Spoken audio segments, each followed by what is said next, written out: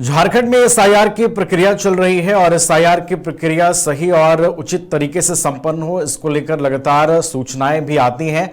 और जो प्रपत्र है, मतगणना प्रपत्र, वो पात्र भारतीय मतदाताओं के लिए है। ऐसे में अगर मतगणना प्रपत्र जो है उसमें किसी तरह की अगर कोई गलत सूचना फैलाते हैं तो उन पर कार्रवाई भी होगी। और क्या कुछ विशेष जानकारी है, इसको समझेंगे। हमारे साथ हमारे वरिष्ठ सहयोगी राकेश रंजन जी भी हैं। रंजन जी, इन्यूमरेशन फॉर्म को लेकर बातें हो रही हैं कि अगर कोई गलत सूचना देता है तो उस पर कार्रवाई होगी, क्या और पूरी जानकारी है इसको लेकर? देखिए, जो ये मतदाता सूची का शुद्धिकरण, आप एसआईआर को इस तरह से देख सकते हैं कि ये मतदाता सूची का शुद्धिकरण हो रहा है और ये जो है पात्र भारतीय नागरिकों के लिए ही है। तो मतदाता सूची में वही रहेंगे जो पात्र भारतीय नागरिक हैं, और जो पात्र भारतीय नागरिक नहीं हैं और वो जो इन्यूमरेशन फॉर्म है उसमें कोई गलत सूचना देकर चाहते हैं कि उनका नाम जुड़ जाए,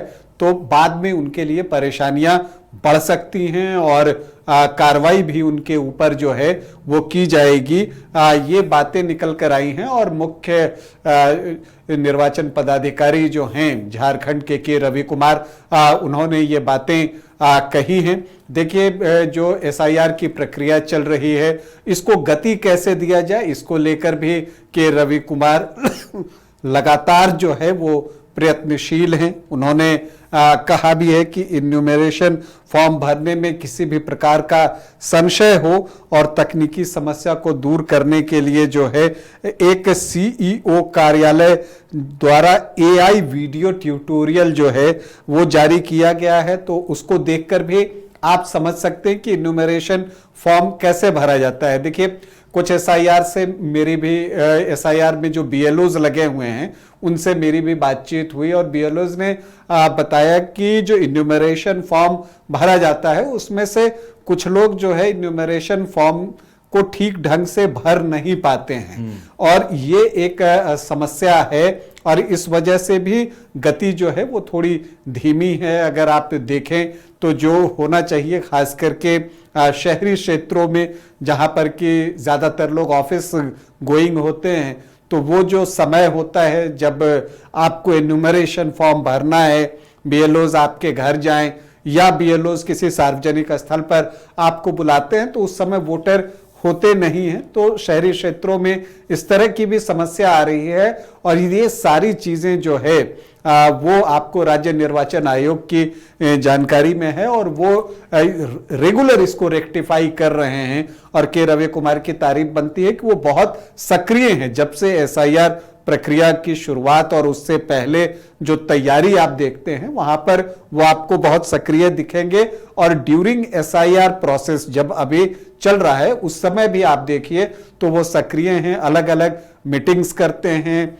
ऑफिसर्स के साथ, बीएलओज के साथ, वोटर्स तक संदेश पहुंचाते हैं, जागरूक करने का प्रयास करते हैं और जो भी डाउट होता है उसको क्लियर करने की कोशिश होती है। पीपीटी के जरिए जो है उन्होंने कितनी तरह की शंकाएं दूर करने का प्रयास किया है। तो देखिए, एक बात जो उन्होंने स्पष्ट की है कि इन्यूमरेशन फॉर्म केवल पात्र भारतीय नागरिकों द्वारा ही भरा जाना है। लोक प्रतिनिधित्व अधिनियम 1950 की धारा 31 के तहत किसी भी विदेशी नागरिक द्वारा अवैध रूप से फॉर्म भरना या गलत जानकारी देना एक दंडनीय अपराध है। ऐसा करने वालों के खिलाफ ईआरओ द्वारा सीधे एफआईआर दर्ज कराई जाएगी।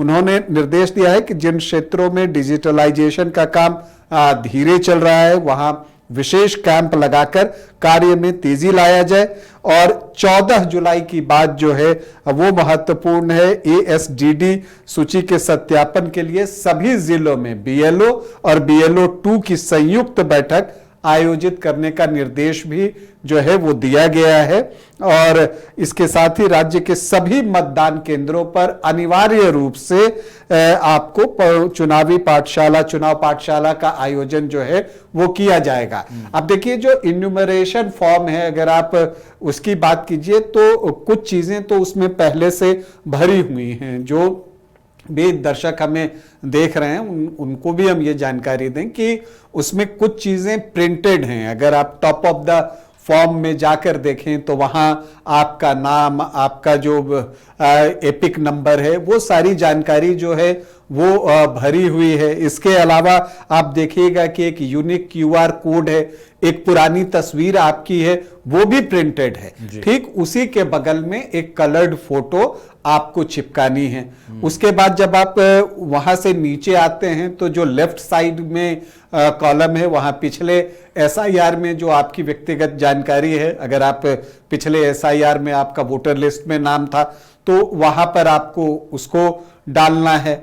अगर मान लीजिए कि आपका जन्म जो है वो 1 जुलाई से 2 दिसंबर 2004 के बीच में हुआ है तो राइट साइड का जो कॉलम है ऊपर में वहां पर आपको माता या पिता में से किसी एक की जानकारी जो जो रिक्वायरमेंट है वो लिखी हुई है वहां देना है। और अगर जो है आपका जन्म 2 दिसंबर 2004 के बाद हुआ है तो वही जो ऊपर वाला कॉलम है वहां पर जो है आपको माता और पिता दोनों की जानकारी देनी है। और जो चीजें पूछी गई हैं उस फॉर्म में उसको आप पढ़ेंगे तो वो समझ जाएंगे। और फिर नीचे भाग 3 में जब आप थोड़ा नीचे आते हैं तो वहां पर आपको दिखेगा कि जो आपकी जो समस्त जानकारी है, व्यक्तिगत जानकारी, जैसे जन्म तिथि है, अगर आधार कार्ड, आधार नंबर जो है आप वो दे सकते हैं। हालांकि ये वैकल्पिक है आधार नंबर, लेकिन वो आप वहां पर दे सकते हैं। मोबाइल नंबर देना है, माता पिता या पति या पत्नी, उनका डिटेल्स आप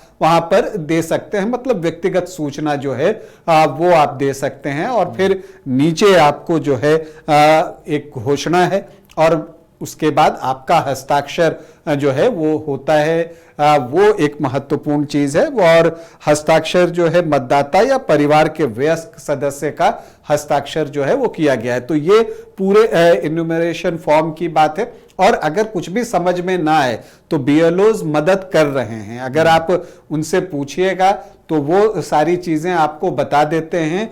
और ज्यादातर बीएलओज तो खुद से भर भी देते हैं, वो सारी चीजें देख चुके हैं, आपकी मैपिंग कर चुके हैं, वो खुद से सारा फॉर्म भर देते हैं, आपको सिर्फ सिग्नेचर करने के लिए देंगे। तो बीएलओज जो है हर तरह से मदद करने की कोशिश कर रहे हैं। कुछ घर घर पहुंच रहे हैं और कुछ जो है आपके घर के नजदीक वाले एरिया में कोई सार्वजनिक स्थल पर वहां जाकर वहां पर सभी को कॉल करके बुला लेते हैं और इसकी सूचना जो है वो दे देते हैं। बहुत सारे लोगों ने व्हाट्सएप ग्रुप बनाकर रखा है बीएलओज ने, जिसमें कि सभी मतदाताओं को उन्होंने जोड़ने की कोशिश की है और उनको सूचना वो समय समय पर देते रहते हैं। तो एक कोशिश हो रही है।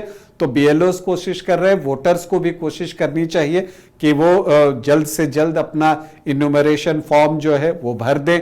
और जब बीएलओज आपके पास आए तो देखिए 2 कलर्ड फोटो लगना है, तो आप बिल्कुल उसको तैयार रखिए तो वो बेटर होता है, क्योंकि समय कम है, काम ज्यादा है। तो अगर आप वहां पर टाइम अगर बीएलओज का वेस्ट करते हैं तो उनके लिए परेशानी होती है, क्योंकि इन्यूमरेशन फॉर्म देना, फिर उसके बाद उसको जमा करना, फिर उसका डिजिटलाइजेशन, तो बहुत सारे जो है वो कार्य हैं। तो अगर एक दूसरे के बीच सहयोग की भावना रहे तो एसआईआर का काम जो है वो अच्छे से जो है वो होगा। अभी भी जो है अगर आप देखें तो झारखंड में जो बीएलओज हैं वो मदद करते हुए दिख रहे हैं। और खुद अगर आप देखें तो रवि कुमार खुद ही बहुत एक्टिव जो है वो आपको दिख रहे हैं। मुख्य निर्वाचन आयुक्त जो हैं वो बहुत एक्टिव दिख रहे हैं और वो कोशिश कर रहे हैं कि ज्यादा से ज्यादा चीजें हो जाए और समय समय पर सही जानकारी भी वो प्रेषित कर रहे हैं थ्रू मीडिया। वो उन बातों को वो बता रहे हैं। और अभी उन्होंने ये चीज बताई है कि जो इन्यूमरेशन फॉर्म है, देखिए ये पात्र भारतीय नागरिकों को ही भरना है और अगर आप उसमें गलत जानकारी देते हैं तो वो दंडनीय अपराध भी है। चलिए, तो गलत जानकारी बिल्कुल भी नहीं देनी है, अन्यथा आप कार्रवाई के दायरे में आएंगे। और चुनाव आयोग की ओर से पारदर्शी तरीके से इस प्रक्रिया को पूरा कराए जाने के लिए हर संभव कोशिश जो है वो की जा रही है। इसीलिए बिल्कुल भी चूक न करें और कोई भी गलत जानकारी इन्यूमरेशन फॉर्म में ना भरें। बहुत बहुत शुक्रिया राकेश जी आपका हमारे साथ जुड़ने के लिए, पूरी जानकारी पहुंचाने के लिए। घर रहने का मकान भर नहीं, ये खुशियों की तिजोरी है। दरवाजे पर दस्तक देता पड़ोस, खिड़कियों से उमड़ आता आसमां, तारों में उलझी ऐसी ना जाने कितनी दास्तां।